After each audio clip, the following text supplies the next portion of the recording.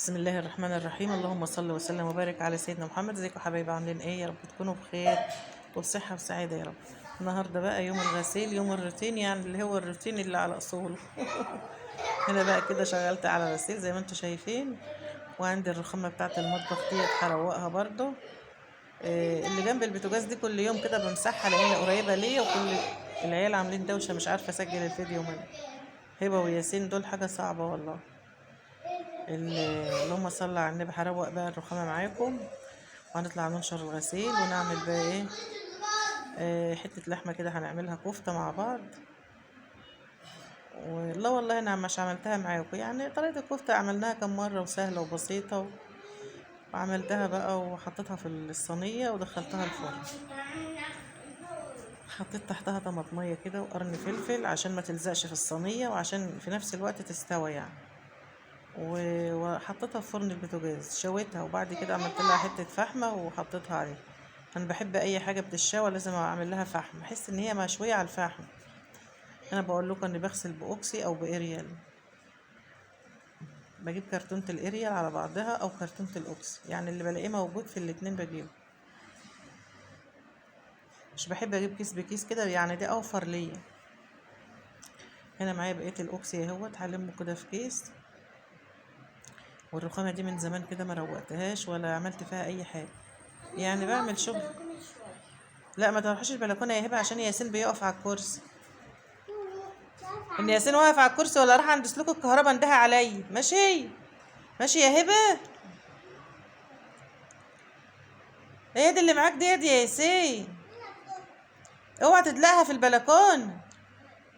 هات الكوبايه او عين الكوبايه في الحوض يا سون. مش عارفه اسجل الفيديو منهم والله. بقول لكم الجردل دوت فيه دقيق دايما عندي كده، بحط فيه دقيق. دقيق نضيف اهو، دقيق فينو ابيض ونضيف، يعني دقيق الاصيل. بعمل كماجة، بعمل قرصة، باخد شوية دقيق للسمك. شوية دقيق تنقعي فيهم بط او فراخ، يعني مش بيفضع من عندي من الدقيق صراحة. بكمسه كويس عشان ما يتسوش ولا يدوب، وبحط فيه شوية ملح، شوية ملح ناعمين كده، بتقلبهم مع الدقيق وبتكمسيه شوية في يعني في الجردل بتاعك عشان ما يتسوش، يقعد معاكي فترة طويلة يعني. هنا بقى كده ايه، بنشيل بقى البرطمان المخلل دوت خالص، لسه في شويه بساطين كده، حاجه بسيطه. هنشيل اليافطه دي بقى نرميها بحالها في الغسالة.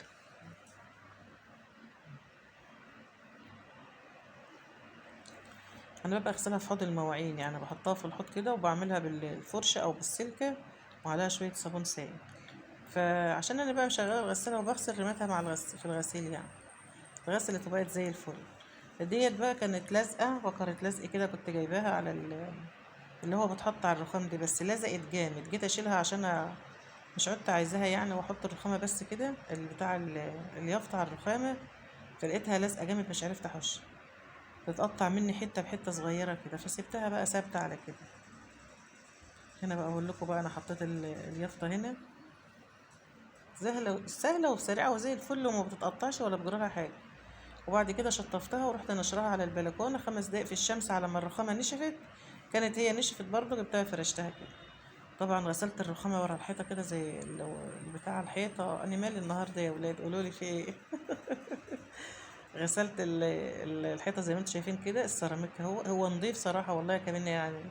بنضف على طول. التلاجة بطوقها، حته الهدمه دي في ايدي مبلوله ميه كده بكرول، بطوق بها على طول اي حاجه قدام. باب التلاجة، دول في المطبخ، الرخام. فزي ما انتم شايفين كده، مسكت برضو الحيطه، عملتها غسلتها كده ونشفتها كويس، وادي الرخامه برضو.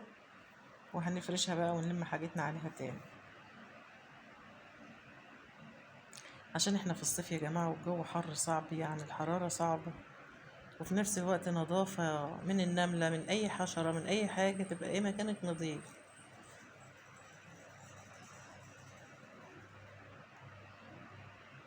والحمد لله ما فيش نمل ولا حاجة، ما لسه الحمد لله ما شفتش نمل ظهر عندنا خالص. وربنا يسترها والنمل ما يجيش. النمل لما بيجي في البيت بيبقى بيقولوا حسد، مش عارفين بقى بصحيح ولا ايه. وربنا يسترها علينا يا رب وعليكم من الحسد، وكفينا شر الحسد يا رب. احنا الحمد لله باين مش محسودين عشان هو لسه ما جاش عندنا. خليت السيراميك جميل، شوفوا خليته ببرق وزي الفل.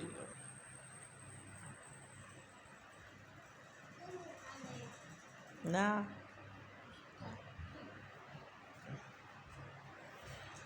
كده بقى ايه، كنت خلصت غسيل وقلت اطلع انشر على البلكونه بقى.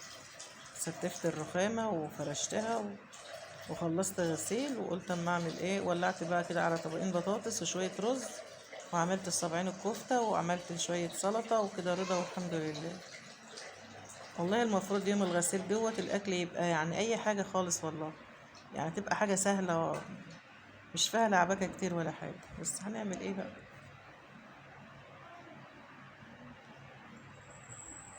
كانت هنا الشمس بقى ضاربه في وشي كده على البلكونه، فكنت بنشر الغسيل اي حاجه عشان اخش من الشمس. وبعدين بقول ايه، انا عصرهم في الغساله منشفاهم، فالدنيا حر هينشفوا على طول يعني، والله بقيت انشر اي حاجه عشان اخش من الشمس.